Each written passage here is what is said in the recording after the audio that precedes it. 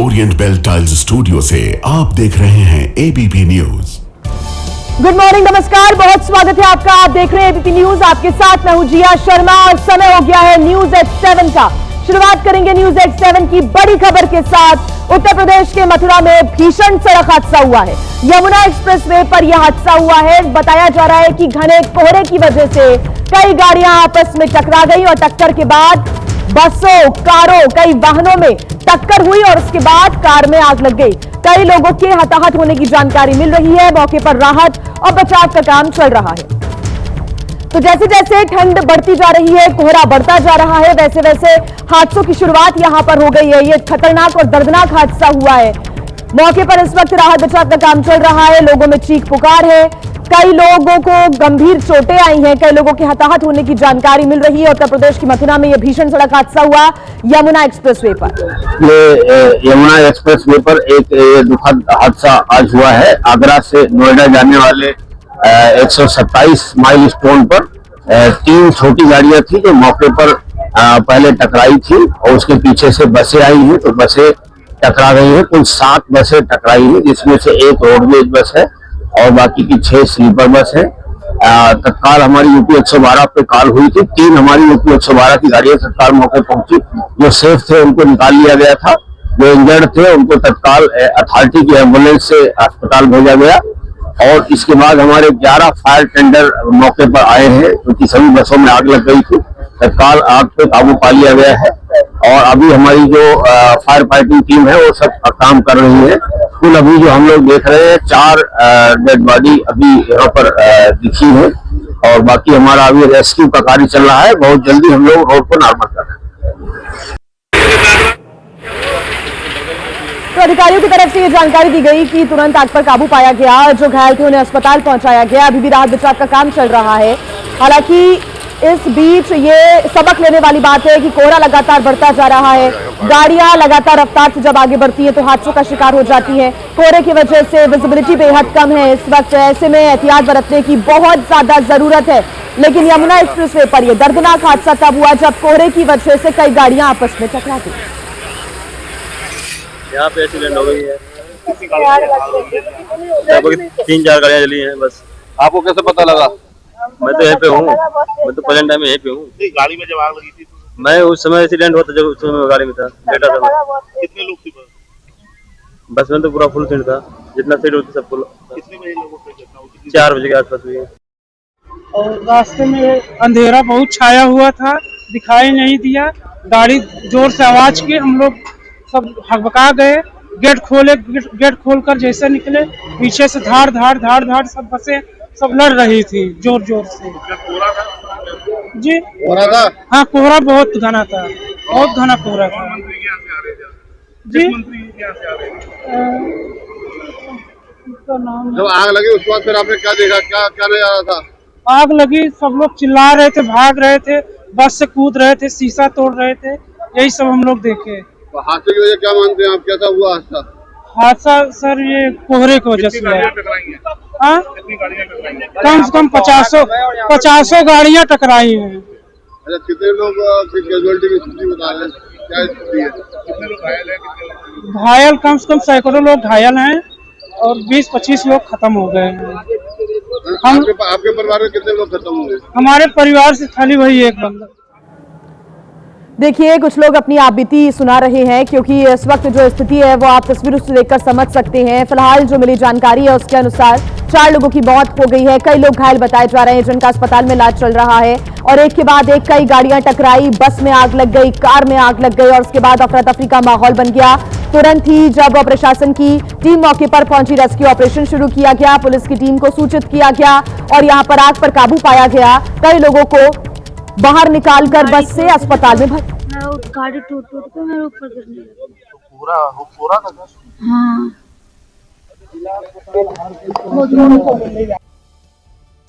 आप बीती सुनाते हुए कुछ लोग नजर आ रहे हैं, इस वक्त मौके पर ही मौजूद हैं और कई लोग अस्पताल में भर्ती हैं इस वक्त।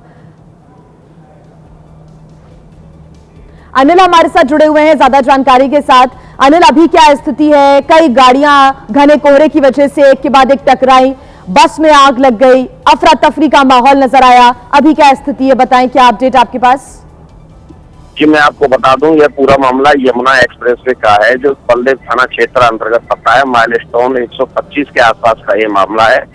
जब आज देर रात यहाँ पर एक्सीडेंट हुआ है, कई बसें कम विजुअलिटी के कारण, कोहरा के कारण इन लोगों को दिखाई नहीं दे रहा था और ये बसें आपस में टकराती चली गई, जिनमें कार भी बताई जा रही है। और ये टक्कर इतनी भयानक थी कि इनमें टकराने के तुरंत बाद इन गाड़ियों में आग लग गई और आग लगते ही इनमें जो सवार यात्री थे उनमें चीख पुकार मच गई और उन्होंने बसों से और गाड़ियों से कूदकर अपनी जान बचाई है। और अभी तक मिली जानकारी के अनुसार अधिकारी मौके पर पहुंच चुके हैं, दमकल की गाड़ियां मौके पर पहुंच चुकी हैं और आग पर काबू पाया जा चुका है। और अभी तक यहाँ पर लोगों के हताहत होने की जानकारी अभी अधिकारियों की तरफ से दी गई है। अनिल, मथुरा एसएसपी श्लोक कुमार हैं, उनसे अभी हमारी बात हुई है और उन्होंने अभी तक 4 लोगों की मरने की पुष्टि यहाँ पर की है इस घटना में। जी, कितने लोग घायल हैं, कितनों का अस्पताल में इलाज चल रहा है, उनकी क्या यहाँ पर स्थिति बताई जा रही है और अभी तक अधिकारियों की तरफ से और क्या पुष्टि की गई है? अनिल, 1 दर्जन लोगों से अधिक यहाँ पर घायल हुए हैं। कुछों को जो सीरियस हालत है उन्हें आगरा एसएन मेडिकल कॉलेज भेजा गया है, कुछ को बलदेव सीएससी पर भेजा गया है और कुछ जिला अस्पताल में भी कुछ लोगों का इलाज चल रहा है। जो ज्यादा जिनकी हालत सीरियस है उनको आगरा के लिए रेफर कर दिया गया है। जी ठीक, अनिल सारस्वत, आप नजर बना के रखिएगा। फिलहाल शुक्रिया आपका तमाम जानकारी के लिए। तो देखिए, कुछ लोग यहाँ पर घायल बताए जा रहे हैं जिनका अस्पताल में इलाज चल रहा है। जो गंभीर रूप से घायल है उन्हें आगरा के लिए भी रेफर किया गया है। यमुना एक्सप्रेसवे जहां पर तेजी के साथ गाड़ियां चलती हैं, रफ्तार पकड़ते हुए गाड़ियां आगे बढ़ती हैं और जैसे ही एक गाड़ी रुकी या किसी की टक्कर यहां पर एक गाड़ी से होती है तो पीछे से आ रही कई गाड़ियों की एक के बाद एक टक्कर होती चली गई और उसके बाद बस में और कार में भीषण आग लग गई। जैसा कि यहां पर चश्मदीद हैं और जो खुद यात्रा कर रहे थे लोग, उन्होंने बताया कि एक के बाद एक गाड़ियां आपस में टकराई। हादसे के बाद बस में आग लगी और उसके बाद लोग अपने आप को बचाने के लिए बस के शीशे तोड़ते हुए अपने आप को बचाने के लिए बाहर निकलते हुए नजर आए। अधिकारियों की टीम अभी मौके पर ही मौजूद है। अभी भी जो बचाव कार्य है वो चल रहा है। मलबे को रास्ते से हटाने का प्रयास फिलहाल किया जा रहा है, लेकिन देखिए, कोहरे की वजह से विजिबिलिटी लगभग शून्य हो गई थी, जिसकी वजह से ये बड़ा हादसा हुआ है। 127 मील आज सुबह लगभग 4:30 बजे के करीब विजिबिलिटी लो होने के कारण आप जैसा देख सकते हैं अभी भी यहाँ गहरा कोहरा है। इसके चलते लगभग 7 बसेस और 3 छोटी गाड़ियां आपस में टकरा गई। इस एक्सीडेंट के दौरान उनमें जो गाड़ियां थी उनमें आग लग गई। यहाँ सूचना प्राप्त होने पर तत्काल हमारी टीमें फायर सर्विस की, सिविल पुलिस की और लोकल एडमिनिस्ट्रेशन की सभी यहाँ पे उपस्थित हुई।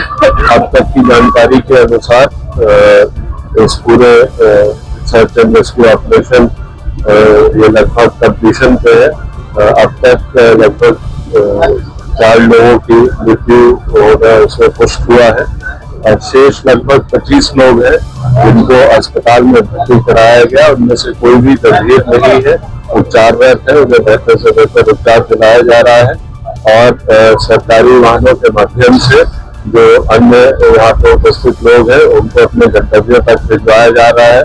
क्योंकि ये रोड से पूरा ब्लॉकेज हो गया है तो पीछे से डाइवर्जन भी करा दिया गया है और शीघ्र ही यहाँ से ये जो बसेस है इन सबको भी हटवा दिया जाए। तो हादसे का शिकार 7 बसें और 3 छोटे वाहन हुए हैं। जो 3 छोटी गाड़ियां हैं वो एक के बाद एक टकराती चली गई। 7 बसें आपस में टकराई और उसके बाद उन 7 बसों में आग लग गई।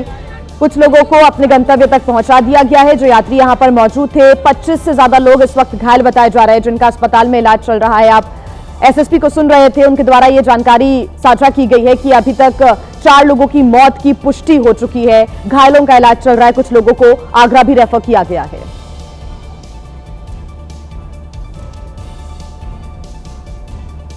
तो देखिए, कोहरे का जो कहर है वो लगातार जारी है। आपको दिखा देते हैं हम क्या हाल है। हर जगह पर धुंध इस वक्त छाई हुई है और आपको कोहरा छटता हुआ कुछ जगह दिख रहा होगा, लेकिन गांव और शहरों में ऐसा नहीं है। यहां पर कोहरा इतना ज्यादा बढ़ गया है और इतना ज्यादा छाया हुआ है कि सड़क पर भयानक हादसे भी हो रहे हैं।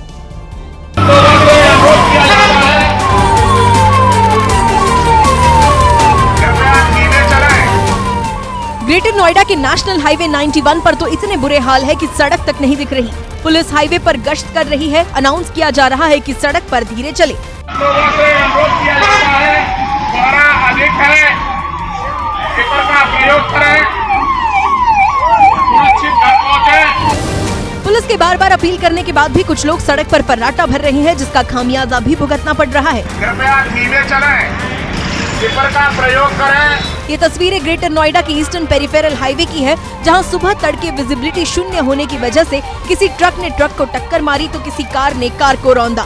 हादसे के बाद गाड़ियों के परखच्चे यहाँ वहाँ पड़े दिखे तो टक्कर के बाद सड़क पर आलू फैल गए, जिसे मंडी में बेचने के लिए ले जाया जा रहा था। तो देखिए, ये जान लीजिए आप कि सड़क पर अगर आप चल रहे हैं तो आपको सावधानी बरतनी होगी। अगर आपने जरा सी भी लापरवाही की तो हादसे का शिकार आप हो सकते हैं, जैसा कि गाजियाबाद में कार सवार लोगों के साथ हुआ। दिखाते हैं तस्वीरें आपको। गाजियाबाद के वेव सिटी थाना क्षेत्र के इकला गांव में भी कार सवार लोगों ने जान की परवाह किए बगैर घने कोहरे में कार दौड़ाई, जिसका नतीजा ये हुआ कि गोल्डन रंग की इस कार का कबाड़ा निकल गया तो टाटा पंच के भी परखच्चे उड़ गए। एक ट्रक तो ऐसा पलटा कि बुरी तरह टूट फूट गया। यूपी के हापुड़ में तो विजिबिलिटी इतनी कम रही कि सड़क ही नहीं दिखी, जिसकी वजह से दिल्ली लखनऊ हाईवे पर गाड़ियों की टक्कर होने लगी। आधा दर्जन से ज्यादा गाड़ियों ने एक दूसरे को टक्कर मारी, जिसमें 4 लोग घायल हो गए। ताजनगरी आगरा में तो धुंध ऐसी अंधाधुंध छाई कि ताजमहल ही दिखना बंद हो गया। और देखिए, इस भयंकर कोहरे का जो असर है वो फ्लाइट्स और ट्रेन यातायात पर भी पड़ रहा है। दिल्ली एनसीआर में घने कोहरे की ऐसी मार पड़ी कि हवाई जहाजों की लैंडिंग कराने में बड़ी समस्या आ रही है। कोहरे की वजह से हवाई जहाजों की लैंडिंग कराना मुश्किल हो रहा था, जिसकी वजह से 169 से ज्यादा फ्लाइट्स देरी से उड़ी। इसमें 42 फ्लाइट ऐसी है जिन्हें दूसरे शहरों से उड़ान भरकर दिल्ली पहुंचना था, जबकि 127 वो फ्लाइट्स देरी से उड़ी जो दिल्ली एयरपोर्ट से उड़ान भरने वाली थी। कुछ फ्लाइट्स तो कोहरे की वजह से कैंसिल कर दी गई। सुबह 4 बजे से हमको फ्लाइट में बिठा के रखा, अमृतसर पहुंचना था। 4 घंटे के बाद नीचे उतर के बोलते हैं कि फ्लाइट कैंसिल हुई है। घने कोहरे की वजह से विजिबिलिटी बेहद कम है, जिसकी वजह से ट्रेन भी धीमी गति से चल रही है। एक जानकारी के मुताबिक दिल्ली आने वाली 90 से ज्यादा ट्रेनें अपने तय समय से कई घंटे लेट चल रही है। कुछ तस्वीरें देखिए हरियाणा के नूह से भी सामने आई है, जहां पर घने कोहरे की वजह से 2 ट्रक और 10 से 12 गाड़ियां एक दूसरे से टकरा गई। मुंबई एक्सप्रेसवे पर रूह कपा देने वाला एक ऐसा हादसा हुआ जिसे देख लोगों की सांसें अटक गई। 2 ट्रक एक दूसरे से ऐसे टकराए कि एक ट्रक तो बुरी तरह पिचक गया। 2 ट्रक आपस में भिड़ गए। टक्कर के बाद ये कार तो स्टार्ट भी नहीं हुई, इसे धक्का लगाकर हाईवे से हटाना पड़ा। नीले रंग की इस कार के परखच्चे ही उड़ गए। सड़क पर मलबे का अंबार लग गया। इसके अलावा कई और कार, एक बस भी हादसे का शिकार हुई। स्थानीय लोगों के मुताबिक लाइन से गाड़ियां सभी आ रही थी। बस वाला ने जाके वहाँ पे मारा ट्रक वाले को, फिर सारा अनकंट्रोल हो गया। इसके बाद 10 से 12 गाड़ियां एक दूसरे से टकराती चली गई। इस हादसे में सीआईएसएफ इंस्पेक्टर हरीश कुमार समेत 2 लोगों की मौत हो गई, जबकि कई लोग घायल हो गए। और इस बीच एक बड़ी खबर हम आपको बता दें, पश्चिम बंगाल की मुख्यमंत्री ममता बनर्जी को एक बड़ा झटका लगा है। राज्य विश्वविद्यालयों के चांसलर बनाने वाले बिल को मंजूरी नहीं मिली। राष्ट्रपति द्रौपदी मुर्मू ने ममता सरकार के बिल को मंजूरी नहीं दी है। ये बड़ा झटका पश्चिम बंगाल में ममता बनर्जी की सरकार को 2022 में कैबिनेट ने ममता को चांसलर बनाने का प्रस्ताव दिया था। सभी राज्य विश्वविद्यालयों में चांसलर बनाने का यह प्रस्ताव था। गवर्नर की जगह सीएम को चांसलर बनाने का यह प्रस्ताव था, जिसको मंजूरी नहीं मिली है। एक बड़ा झटका। अब ऐसे में पश्चिम बंगाल में ममता सरकार की तरफ से क्या प्रतिक्रिया सामने आती है, इस पर नजर रहेगी।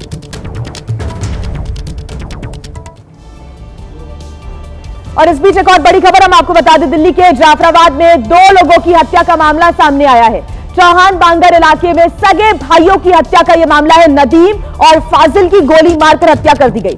आपसी रंजिश में दोनों की हत्या का शक व्यक्त किया जा रहा है। परिवार ने फुफेरे भाइयों पर लगाया है हत्या का आरोप। दिल्ली पुलिस की टीम जांच में जुटी हुई है। तो बड़ी खबर इस वक्त मिल रही है, पुलिस की जांच लगातार जारी है।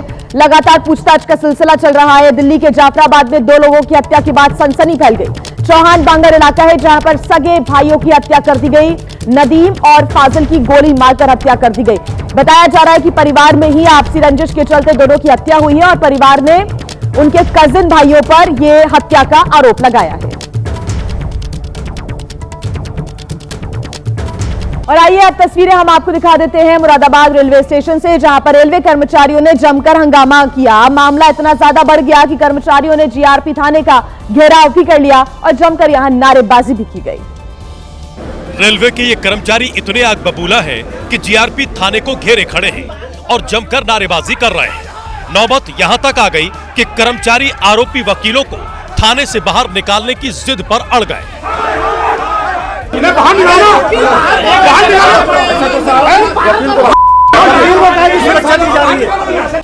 पुलिस ने बीच बचाव और वकीलों को बचाने की काफी कोशिश की, लेकिन उसकी ये कोशिश तब नाकामयाब हो गई जब रेलवे कर्मचारियों ने आरोपी वकीलों को प्लेटफॉर्म पर दौड़ा लिया और पिटाई कर डाली।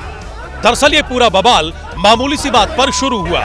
बताया जा रहा है कि टिकट निरीक्षक और रेलवे यूनियन के पदाधिकारी संजय माथुर अपने परिवार के साथ स्टेशन पर गाड़ी खड़ी कर रहे थे, तो जीआरपी कर्मियों ने उनके साथ अभद्रता की और कुछ वकीलों ने उनके समर्थन में संजय माथुर के साथ मारपीट कर डाली। इतना ही नहीं, आरोप है कि जीआरपी थाने के भीतर भी उनके साथ मारपीट की गई। को छोड़ने के लिए जब मैं जीआरपी थाने के सामने आया तो जीआरपी के 5 दलाल जो थे उन्होंने मुझे खींचा अंदर और खूब मुझे को मारा। बेल्टों से उन्होंने हम तीनों जनों को, मैं मेरे 2 बेटे और मुझे मारा। मारने के बाद मेरा बेटा उनके पैरों में पड़ गया कि मेरे पापा हार्ट पेशेंट है, ऐसा ना हो इनको कोई तकलीफ हो जाए। मेरी आंखें पलटने लगी। जब इसकी जानकारी रेलवे यूनियन के कर्मचारियों को लगी तो कर्मचारियों ने थाने के बाहर घंटों हंगामा किया और बाद में उन वकीलों को थाने से बाहर खींचकर पीटते हुए दौड़ा लिया। और आइए खबर अब आपको दिखा देते हैं उत्तर प्रदेश के बिजनौर से, जहां पर एक मकान में गैस सिलेंडर लीक होने की वजह से आग लग गई। आसपास के इलाके में आग से हड़कंप मच गया। ये तस्वीरें सामने आई है, चारों तरफ काला धुआं छा गया। आग की लपटें इतनी तेज थी कि मकान में रखा लाखों का दहेज का सामान जलकर राख हो गया। गैस की वजह से आग इतनी तेजी से फैली कि पल भर में लाखों का नुकसान हो गया। आग की घटना से आसपास के लोगों में अफरा तफरी फैल गई। दूर से देखने में ऐसा लग रहा था जैसे मकान में आग नहीं बल्कि आग की भट्टी जल रही हो। आग की लपटें तेजी से बाहर निकल रही थी और आसमान में काला धुआं फैल गया। गैस की वजह से किसी ने भी आग के पास जाने की जहमत नहीं उठाई। सूचना पर पहुंची फायर ब्रिगेड ने बमुश्किल आग को शांत कराया, तब जाकर लोगों की जान में जान आई। और आइए अब आपको खबर बता देते हैं मध्य प्रदेश के भिंड से, जहां पर एक बार फिर रेत माफियाओं का आतंक देखने को मिला है। रेत से लदे हुए ट्रैक्टर्स को पकड़ने गए एसडीएम की गाड़ी को ही माफियाओं ने निशाना बना डाला। इन तस्वीरों को देखकर साफ पता चल रहा है कि अवैध रेत से लदे इन ट्रैक्टरों के ड्राइवर ने एसडीएम की गाड़ी को टक्कर मारी है और दोनों ट्रैक्टरों के ड्राइवर फरार हो गए हैं। ये टक्कर इतनी जबरदस्त थी कि एसडीएम विजय यादव की गाड़ी का अगला हिस्सा क्षतिग्रस्त हो गया और एसडीएम साहब बाल बाल बच गए। दरअसल लाहौर के एसडीएम विजय यादव को सूचना मिली थी कि इलाके में रेत माफिया सक्रिय है और रेत के अवैध खनन को अंजाम दे रहे हैं। इसी सूचना के आधार पर वो चेकिंग के लिए निकले, तभी मेहोना थाना इलाके में अवैध रेत से भरे ट्रैक्टर्स ने उनकी गाड़ी को निशाना बना डाला और गाड़ी में टक्कर मार दी। प्राप्त जानकारी के अनुसार एसडीएम लाहौर साहब मेहोना की तरफ आ रहे थे, तो 2 ट्रैक्टर जो रेत से भरे हुए थे उन्होंने रोकने का प्रयास किया, तो शासकीय कार्य में बाधा करके किया और वहां से भाग गया। एसडीएम की जो गाड़ी थी काफी क्षतिग्रस्त हुई और घटना गंभीर भी हो सकती थी। जी हाँ, इसीलिए हमने उसे कठोरतम कार्रवाई के लिए प्रतिबद्ध हैं। इस घटना के बाद मेहोना पुलिस ने रेत माफियाओं के खिलाफ कड़ी कार्रवाई की तैयारी कर ली है। खबर आपको बता देते हैं उत्तर प्रदेश के मुरादाबाद से, जहां पर एक मामूली से विवाद में 2 पक्षों के बीच जमकर मारपीट हो गई। दरअसल दुकान के सामने ऑटो खड़ा करने को लेकर विवाद हुआ, जो कि खूनी संघर्ष में तब्दील हो गया। घटना में कई लोग घायल बताए जा रहे हैं। इलाके में मारपीट और फायरिंग की घटना से दहशत फैल गई। रात 8:30 बजे ही बाजार में सन्नाटा पसर गया। जिस जगह मारपीट हुई वहां पर सारा सामान बिखर गया। घटना एक बिरयानी की दुकान के सामने की है, जहां ऑटो पर सवार लोगों की दुकानदार से कहासुनी हो गई और देखते ही देखते मारपीट होने लगी। आरोप है कि ऑटो पर सवार परिवार के साथ मारपीट की गई, लाठी डंडों से हमला किया गया। इतना ही नहीं, पीड़ित परिवार ने फायरिंग का भी आरोप लगाया है। सभी घायलों को अस्पताल में भर्ती कराया गया है। उधर पुलिस ने घटनास्थल का मुआयना किया, आसपास के सीसीटीवी भी खंगाले जा रहे हैं। पीड़ितों की तहरीर पर पुलिस ने 4 नामजद लोगों के खिलाफ एफआईआर भी दर्ज कर ली है। पुलिस जल्दी ही आरोपियों की गिरफ्तारी का दावा कर रही है। कटघर में ये गागन तिराहा है, वहां पर 2 पक्षों में कल मारपीट हो गई थी, जिसमें कल एक पक्ष की तरफ से तहरीर मिली है। उसमें तहरीर के मुताबिक सुसंगत धाराओं में उन्होंने पंजीकृत किया और जो भी सच होगा उसके हिसाब से इसका ऐसा किया जाएगा। ये पूरा मामला मुरादाबाद के कटघर थाना क्षेत्र के गागन तिराहे का बताया जा रहा है। वहीं उत्तर प्रदेश के मथुरा में कथावाचक अनिरुद्ध आचार्य के सुरक्षा कर्मियों पर गंभीर आरोप लगे हैं। आरोप यह है कि अनिरुद्ध आचार्य के सुरक्षा कर्मियों ने आश्रम के पास दुकान चला रहे दुकानदार को जमकर पीटा। तस्वीरें आई सामने। पिटाई से दुकानदार बुरी तरह से घायल हो गया। अस्पताल में इंतजार के बाद पीड़ित को भर्ती कराया गया, जहां उसका इलाज जारी है। बताया जा रहा है कि गौरी गोपाल आश्रम के पास दुकान लगाने वाले विवेक कुमार को पहले सुरक्षा कर्मी घसीटते हुए अंदर ले गए, फिर उसकी जमकर पिटाई कर दी। गौरी गोपाल का गार्ड आकर के मेरे पिताजी को दिन दहाड़े करीबन 11:30 से 12 के बीच में घसीटता हुआ मारता पीटता ले गया। जब मेरे पिताजी ने इस चीज का विरोध किया तो उन्हें बुरी तरह मारते हुए ये गौरी गोपाल आश्रम में, जो कि अनिरुद्धाचार्य जी का आश्रम है, उसमें ले गया। पीड़ित परिवार ने अस्पताल प्रशासन पर सही इलाज न करने के आरोप लगाए हैं। बिल्कुल भी नहीं चल रहा, कोई एक गोली नहीं दी गई है उनको, सब अनिरुद्ध के दबाव में हो रहा है। पीड़ित परिवार का आरोप है कि दबाव के चलते उन्हें न्याय नहीं मिल रहा है। हम ये चाहते हैं कि जो हमारा घूम रहा है गुंडा, उसे अरेस्ट किया जाए और उस पर कर्री से कर्री धारा लगाई जाए, जो इन्होंने हल्की से हल्की धारा लगाई है। देखना होगा कि अब प्रसिद्ध कथावाचक अनिरुद्ध आचार्य के सुरक्षा कर्मियों पर पुलिस क्या कार्रवाई करती है। फिलहाल पुलिस ने जांच शुरू कर दी है।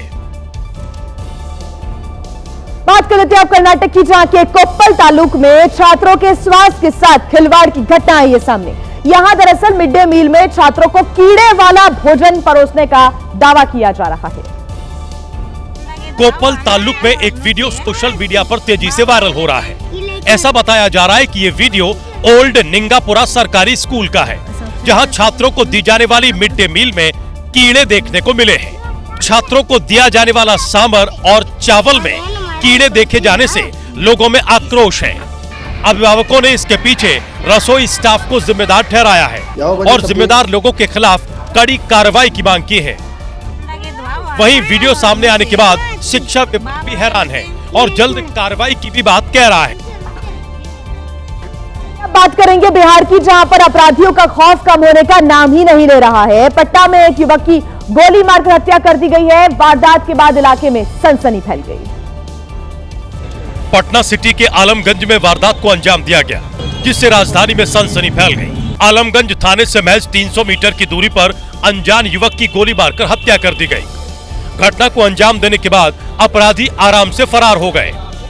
घटना की जानकारी मिलते ही पुलिस के आला अधिकारी एफएसएल की टीम के साथ मौके वारदात पर पहुंचे, जहां से कई खोखे और जिंदा कारतूस बरामद किए गए। ये प्रथम दृष्टया ये तो हत्या का मामला स्पष्ट है। अब किस कारण से हत्या हुई है यह पहचान के बाद ही क्लियर हो पाएगा।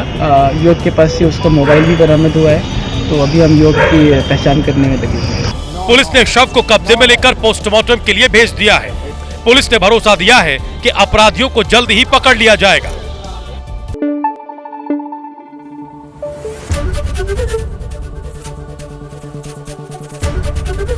एबीपी न्यूज आपको रखे आगे।